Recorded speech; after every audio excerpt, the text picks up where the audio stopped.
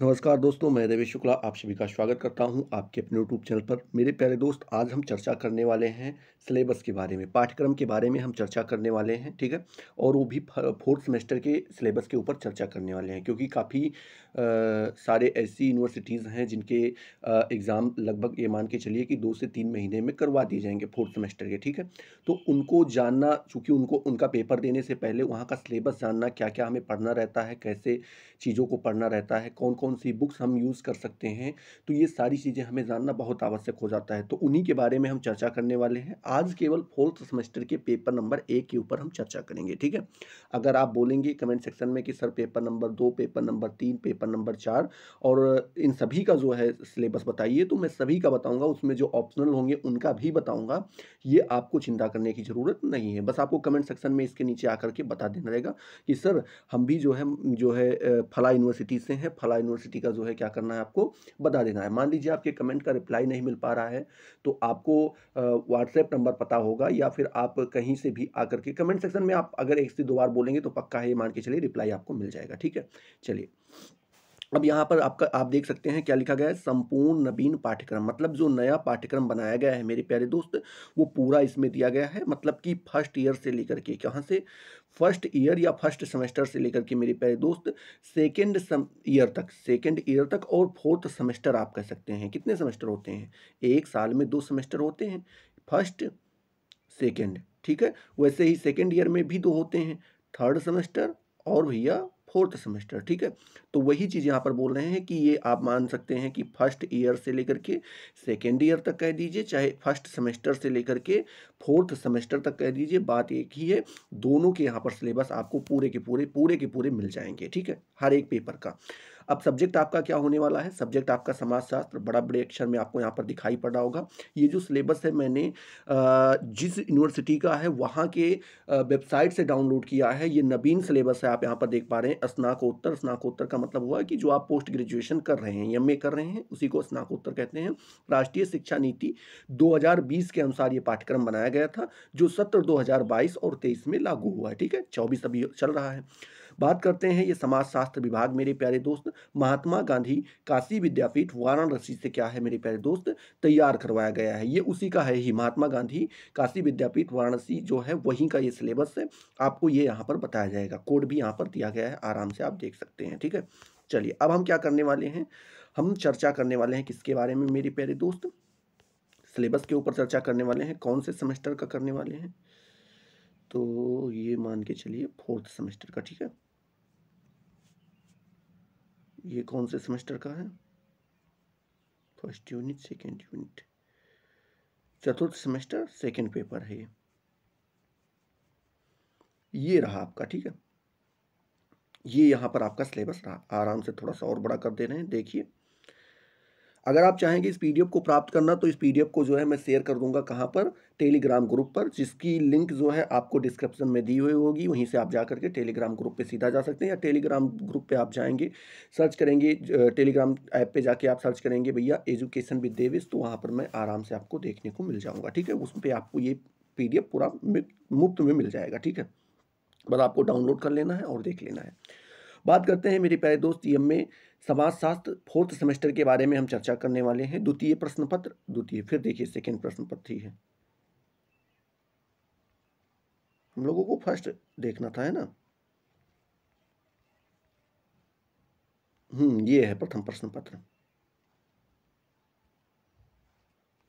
ये आप देख सकते हैं, यहाँ पर बता रहा है यम समाजशास्त्र फोर्थ सेमेस्टर के बारे में चर्चा कर रहे हैं। ये आपका प्रथम प्रश्न पत्र है। प्रथम प्रश्न पत्र का आपका कोड भी यहाँ पर दिया गया है, चाहे आप कोड चाहें तो यहाँ से देख सकते हैं, या कोड चाहें तो आप यहाँ से देख सकते हैं। MGKSOC 401, ये आपके पेपर का कोड है। पेपर का कोड वहाँ पे भरने के लिए आता नहीं, जब आप कॉपी पाते हैं तो वहाँ पर होता है ना पेपर कोड, प्रश्न पत्र कोड बताना रहता है आपको कि बताइए वहाँ पर क्या रखना है, तो आप आराम से ये डाल सकते हैं, ठीक है?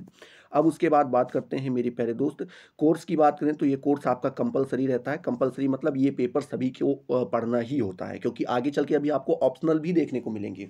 ठीक है, जिसमें आपको 2 पेपर दिए जाएँगे, किसी को एक 2 में से किसी एक को चूज़ करना रहेगा कि आप ये पढ़ना चाहते हैं या ये पढ़ना चाहते हैं।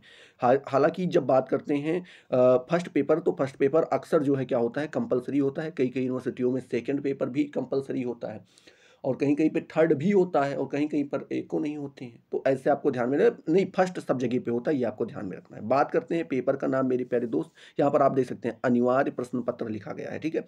सबको पढ़ना ही है, कंपल्सरी पेपर है। इसका नाम है एडवांस सोशियोलॉजिकल थ्योरी, ठीक है? उच्चतर सामाजिक समाजशास्त्रीय सिद्धांत, ये आपके पेपर का नाम है, ये आपको यहाँ पे ध्यान में रखना है।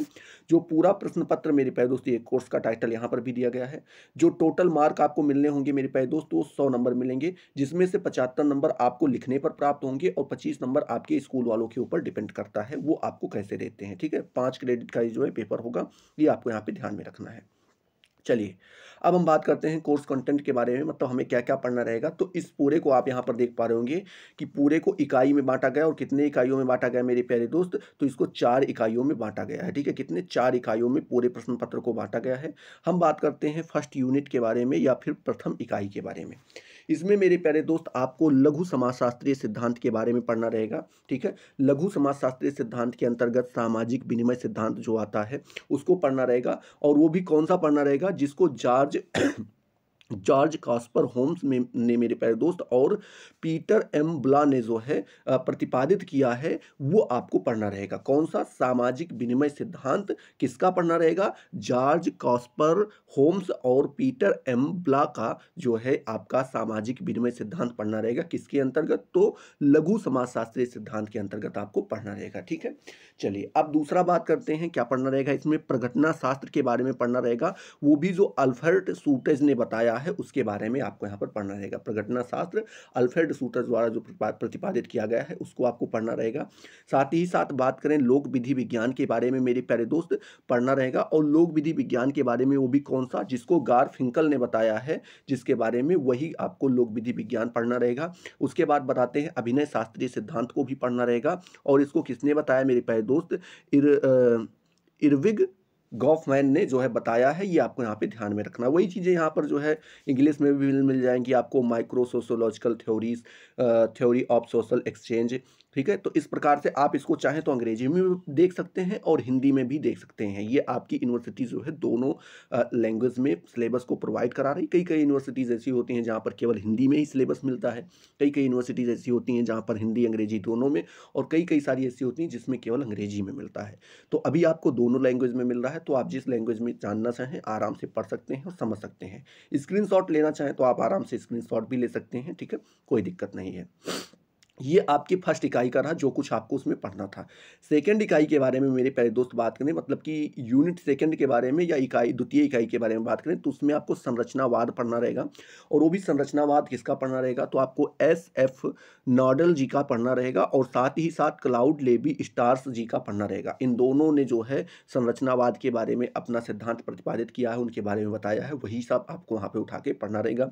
उत्तर संरचनावाद के बारे में पढ़ना रहेगा, वो भी कौन सा मेरे प्यारे दोस्त? जैक्यूस देरिदा एवं कूफो का जो है क्या मेरे प्यारे दोस्त, आपको उत्तर संरचनावाद यहाँ पर पढ़ना रहेगा। ये आपके इकाई नंबर 2 के अंतर्गत ये सारी चीज़ें आराम से आ जाती हैं, ये आपको यहाँ पे ध्यान में रखना है।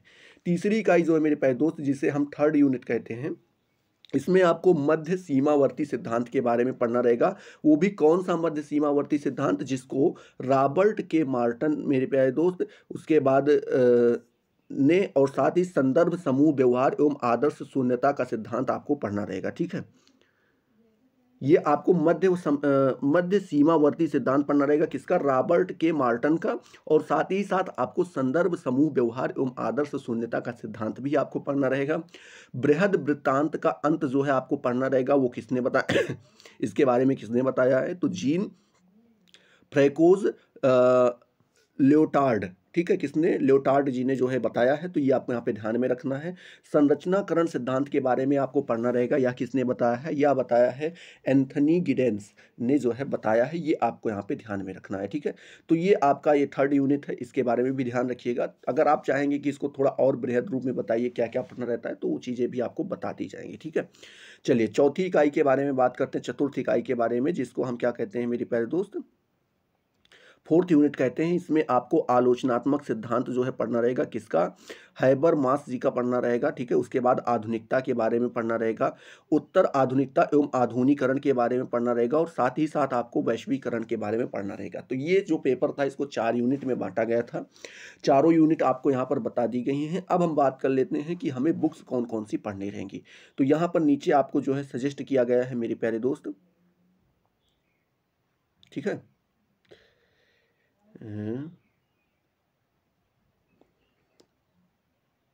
Course mapping, course content in outcomes, course outcomes,